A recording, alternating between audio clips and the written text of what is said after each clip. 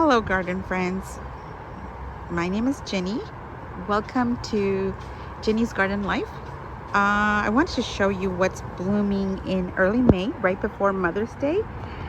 So I think it's time for a garden stroll, and I've done so much progress, and I'm so happy to report to you what's been happening in the garden. So thank you for taking the time to watch my video as I chronicle my journeys to regain my garden back.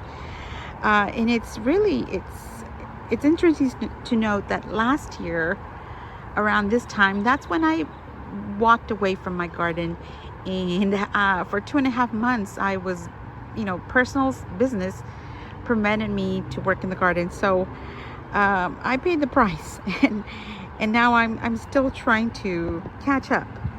But let's focus on what's growing in May here. I've got a lot of bold and beautiful color coming up.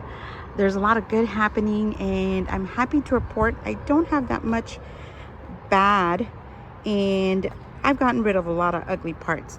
So we're gonna start here in this area here, because this is what I've been working on the last few days. It's just fixing up this walkway.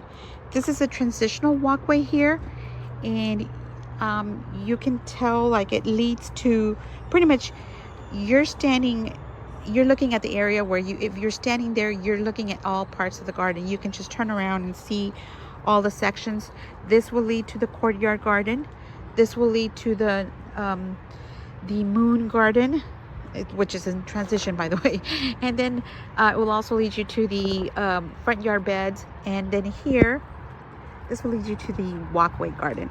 So I just want to start off real quick on this section here, because I cleaned up this bed, and I have the Suffering Juheen rose, which I was not planning to prune it in spring, which that was not a good decision. So I did have to end up pruning it, because one of the bad things that I do have going on right now, it's May, so the insects they're going crazy. And also I've got a really bad case of what do you call that? Black spot on roses, on my climbing roses, which is, pretty much all of them have been afflicted. But again, I don't want to concentrate on the negative today. I want to just look at the positive. So I have here this phlox and pretty much it was because of this phlox that I really wanted to clean up this area. Phlox does tend to get powdery mildew, and I really wanted to prevent that from happening. So far I've been lucky. I need to knock on wood that I have had no phlox with powdery mildew in my garden.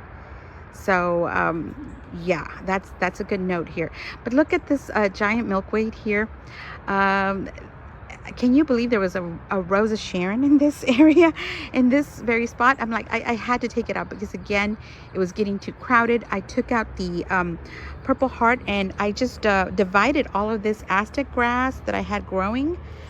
And that's where I want that pop of color to come from, the Aztec grass. I did leave behind a little bit of Purple Heart. And guys, I love Purple Heart. I really do. It's a beautiful addition. It grows wonderful in my area here. And another project that I was working on is just fixing this area here, because this is a really crucial area in the garden. And I really had to work on this part here. I stretched out the walkway with adding more bricks here, and I think it just looks really cool. And this is all done by me. Nothing is professional here. It's that rustic touch that I like to add to the garden.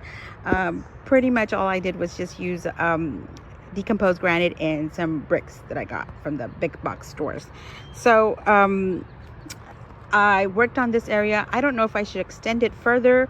I'm just gonna leave it like that. I will be adding more decomposed granite here, just to even up the area. But we're gonna go again. We'll start over here. Let's start over here, which is looking really beautiful. This is my Vitex tree my Vitex tree.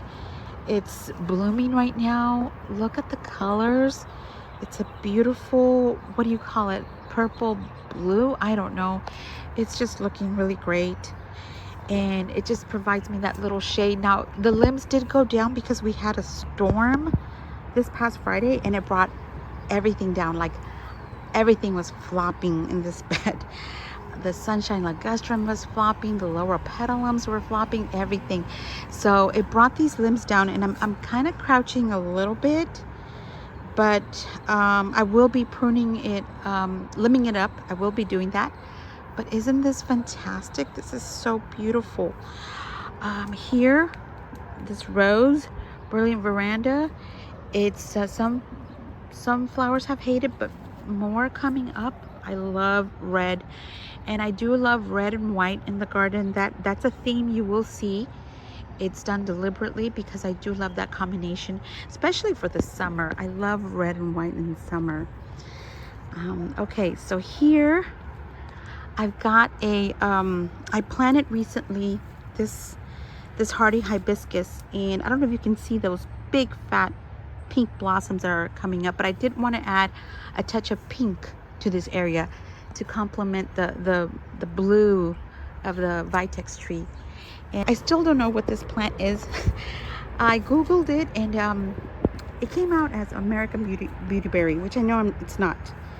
I think it might be button bush. I'm not sure. Okay, here we have this Abutilon. Look at it. It's looking gorgeous. I think it's like it was literally trying to get more sun, so that's why I think it's leaning. Oh, but these flowers here, they're so cute. They're like little lanterns. So I did prune up the lower petalum because, like I said, it was you had to crouch to walk because the limbs just went all down. Everything flopped after the rain. I added a red Abutilon there, and for this area I do want to add some columbine. You can see here I've got some coleus are coming back up, or I transplanted them. I took root cuttings, and now they're getting back into the bed here as the heat starts to pick up. Pigeonberry here, and look at the berries. Now, I've seen some birds around here, but they haven't gotten all the berries. So look at that. It's so beautiful, and you can just see the blooms there. Oh, this is so pretty. Okay, let's go over here.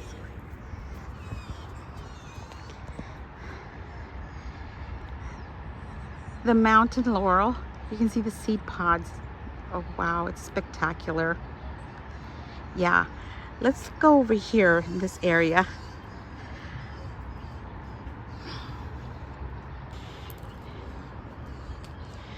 This is a clerodendron, and you can see oh wow, this is gonna put up a spectacular show. There is a reason this clerodendron is sitting here underneath over a concrete slab. There is a reason why, in a pot. But look at this here. We have this is a rue. Isn't this, it's a gigantic rue, and this is the second time it's blooming. Isn't it beautiful? Okay, I'm always afraid that I'm going to kill rue, and I grow rue for the butterflies because they're just they love rue.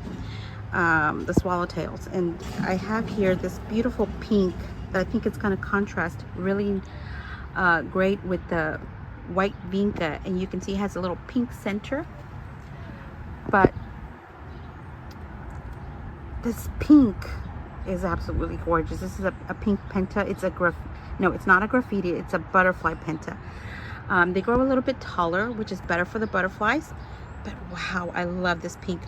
I have another matching pot like this, but that one, I'll show it to you right now. Look at this. The rue keeps dying on me. Oh, so much sun. Yeah, the rue just, I'm now gonna go for plant number 4, rue number 4, because it's something, and it's always some weird accident. It's always some weird accident that happens to it. You know, like one time I found it like somebody had stepped on it or something. I don't know. Look at this sunshine ligustrum here. Wow, it's spectacular. Okay, and then you have the lower petal in which I'm trimming it up to a tree, and the Texas Mountain Laurel native. Let's look at the climbing pinky, which is, well, we'll look at it from the other side. It's showing a lot of growth. Oh my God, it's showing a lot of growth, but it also has a look at those clusters. That's what I'm telling you. Climbing pinky is such a vigorous growth, and can you see the more blooms are coming up, more buds? But it's suffering right now with some serious case of black spot, and I usually don't have this problem. It just doesn't hit me until June, and now it's May and it's already coming up. Okay, look at this beautiful rose. It's finishing up it's this flush here. This is a I want to say it's oh my gosh, Carefree Beauty, but it's already gearing up for more blooms. You do have to deadhead just to encourage more blooms. Because what's going to happen is they will develop hips. This does develop these beautiful hips, but this is not the time for the hips. But look at this. Oh wow, Carefree Beauty. Yeah, that's a task that I have to do here.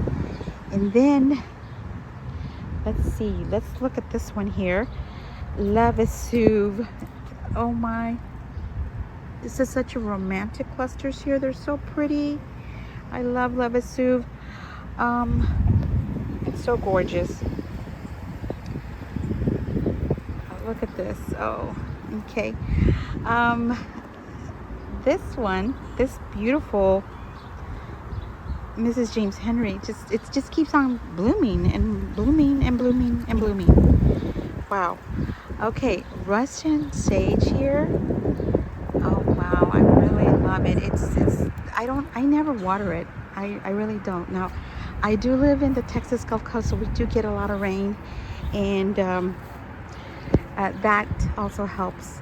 Look at this here. This is mint. I have it growing in this little patch here. I'm not afraid that it will that this will, you know, take over, because again, it doesn't like our heat, and so because it's also in full sun, it will go dormant in the summertime. But I love this smell. I love this type of mint. You know, I don't know the name of it, but it has this really strong menthol smell, and I love it. Okay, look at these. This is, when I say bold, this is bold. Look at this. This is what do we have here? Pride of Barbados. It's absolutely gorgeous, and the butterflies love Pride of Barbados, especially the large ones like the monarchs and the swallowtails. They love it. I usually trim it up into a tree, but I don't know. I want to maybe this year try to keep it a little bit on the small side. I don't know if I can, but oh, and then here, Mystic Spires. Isn't it gorgeous? Oh, Mystic Spires. I can't believe that such a beautiful plant exists, and it's so carefree. It really is. Oh my gosh, I can't believe it. Okay, look at this here, guys. This is Moss Verbena. I don't know why it took me so long to accept Moss Verbena. This is a native. It's bloom. I purchased it in March, and it hasn't stopped blooming. It's just it's wonderful, and I think it's gonna love it here. Full sun.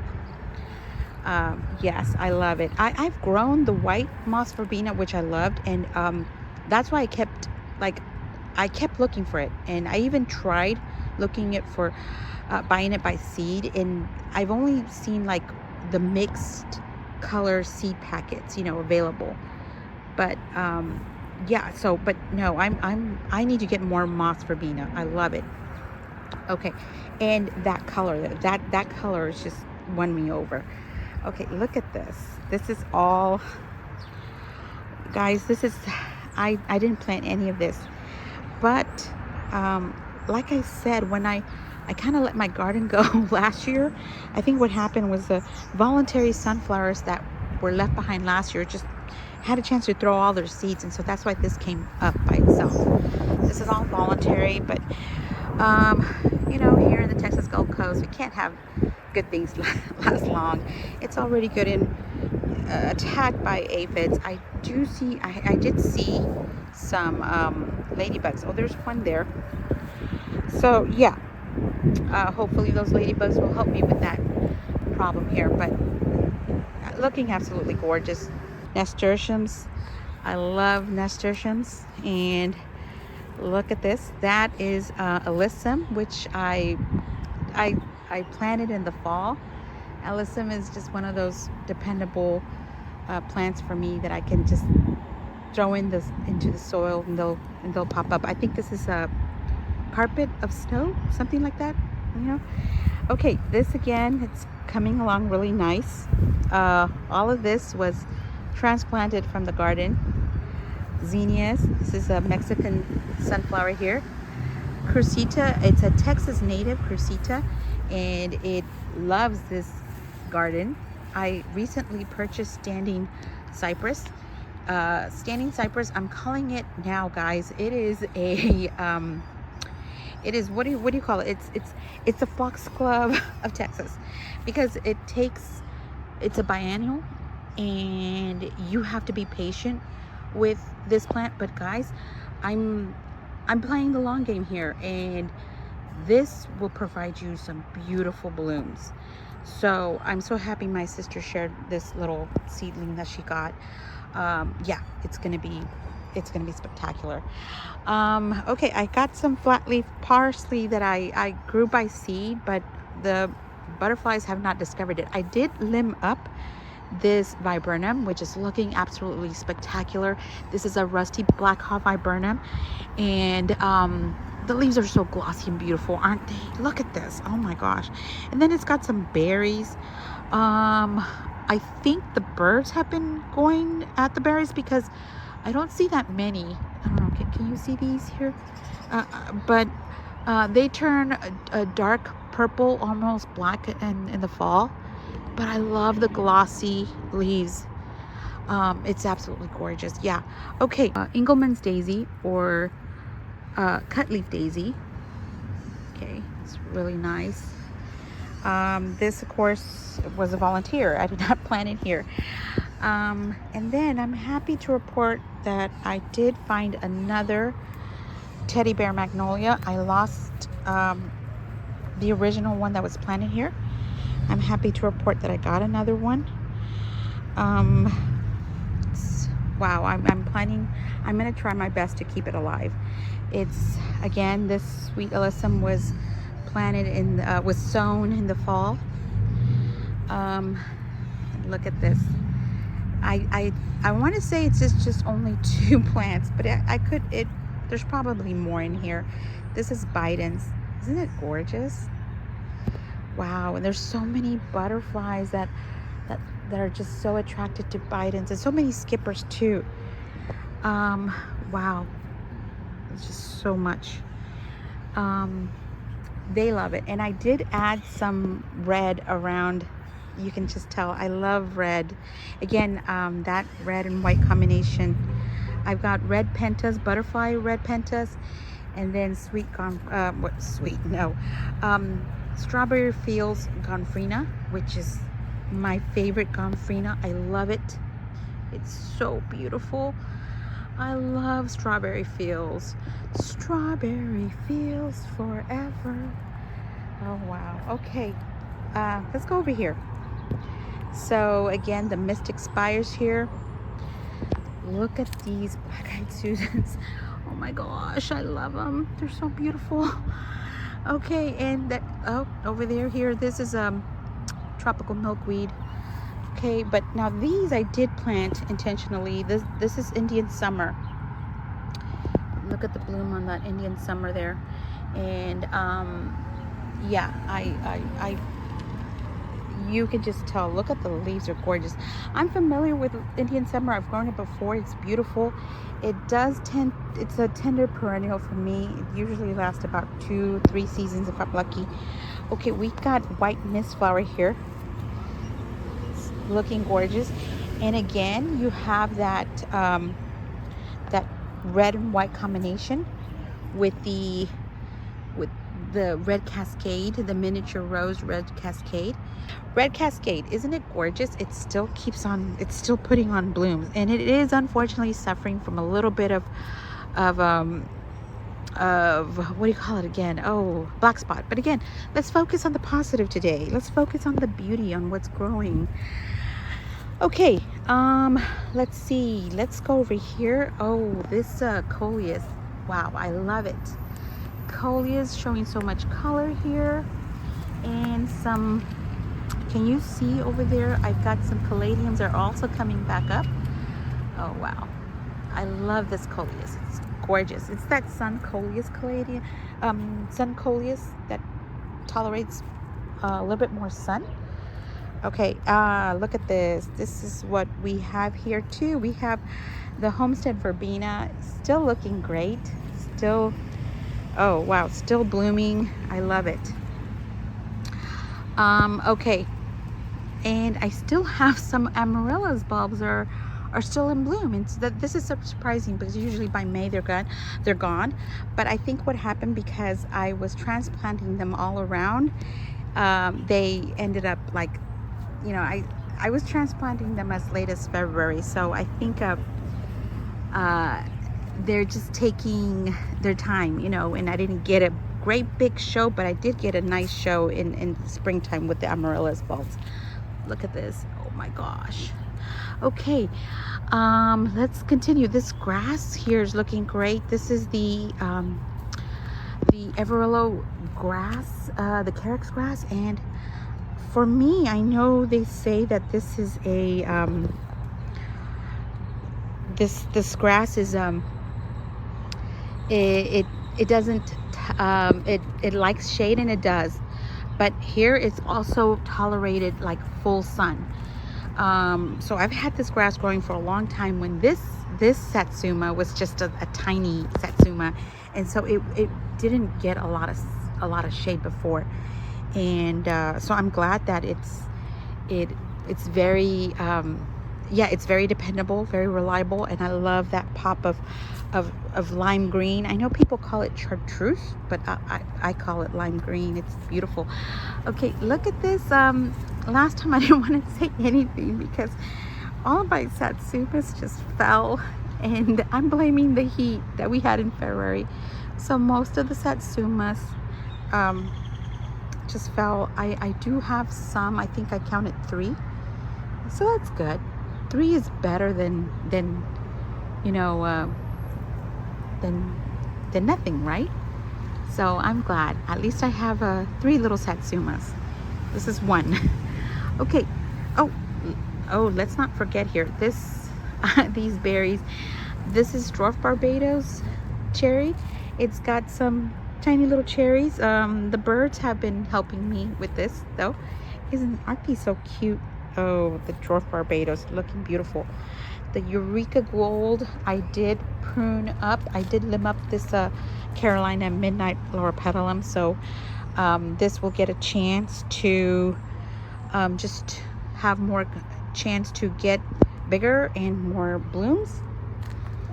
Okay, and then here, oh, okay, again, you see that combination that I love. This red and white combination. I love this. Oh, okay. This is what do you call it? An Arizona cypress. I love this color, and this is a new planting for me.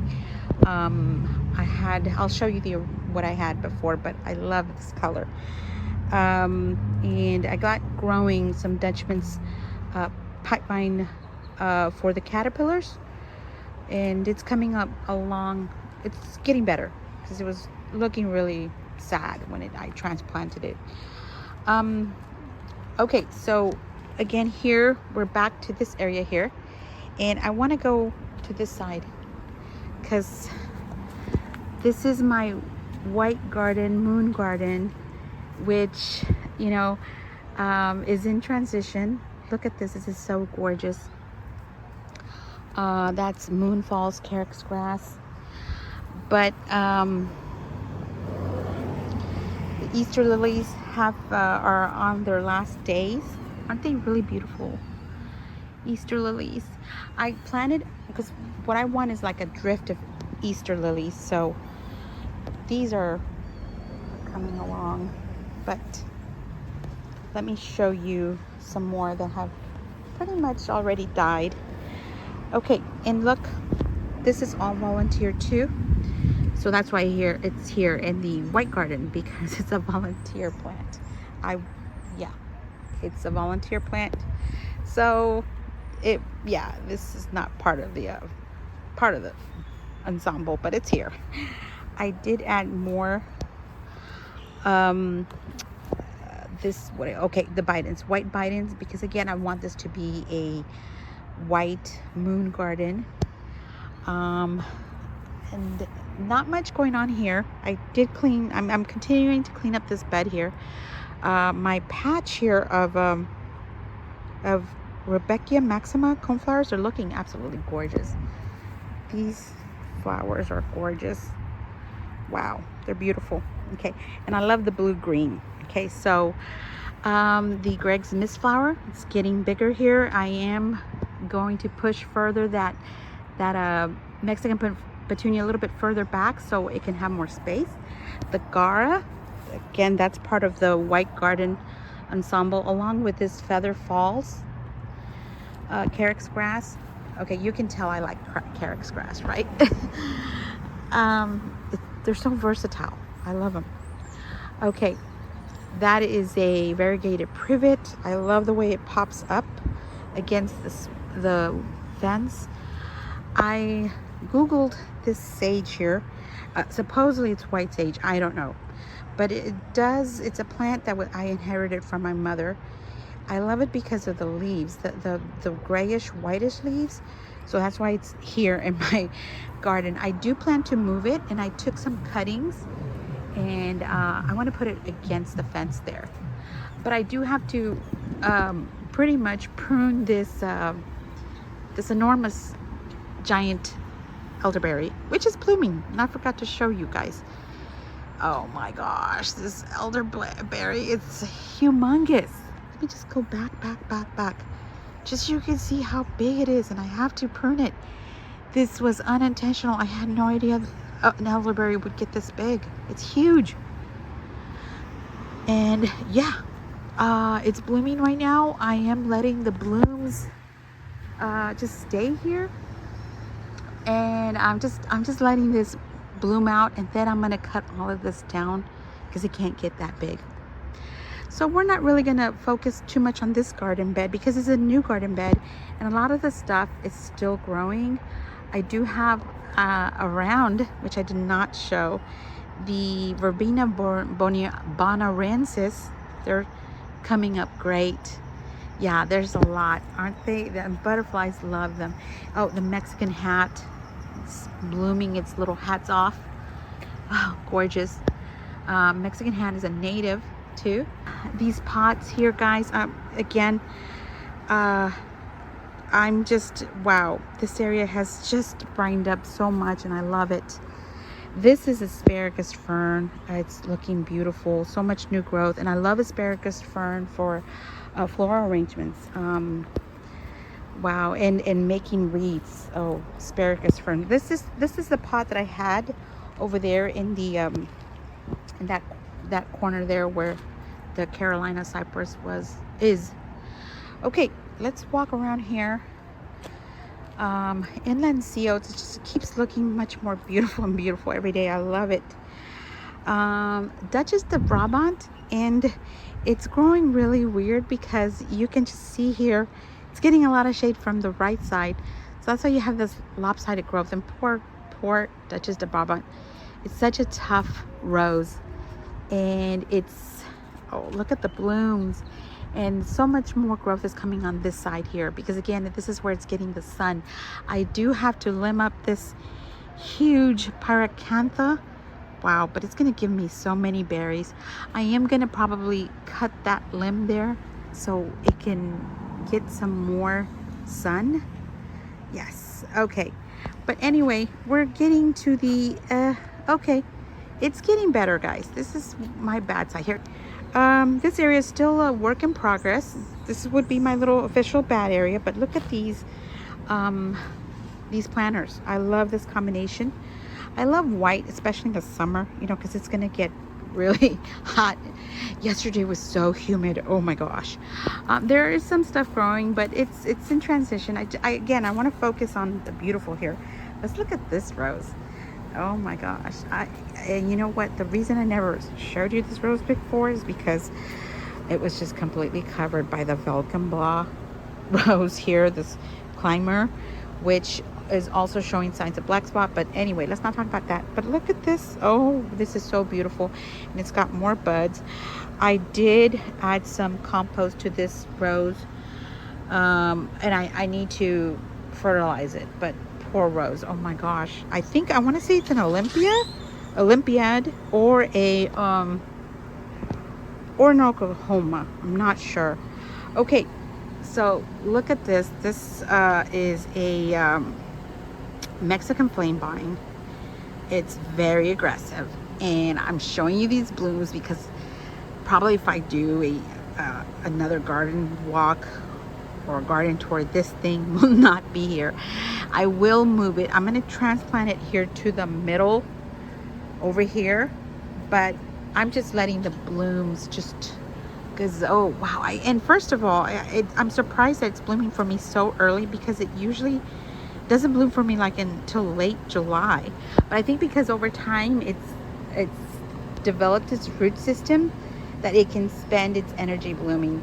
But I am moving this baby further away because it caused a lot of damage. Look, see all that dead growth there in the corner of the window? Yeah, that was done by this guy here. It's yeah, and I need to limb up this beautiful anacacho tree. But yeah, one thing I do want to show you, which I did not last time, is I have inland sea oats growing this here. This is the original location, but what's happened is that inland sea oats really loves this garden, and it has taken over this side as well, and which is a no-no, because this was once occupied by the shrimp plant, and now the shrimp plant is like, it's kind of like getting pushed out. and I will be removing this inland sea oats, this part here, this patch, and I'm gonna put it in around the sago palm.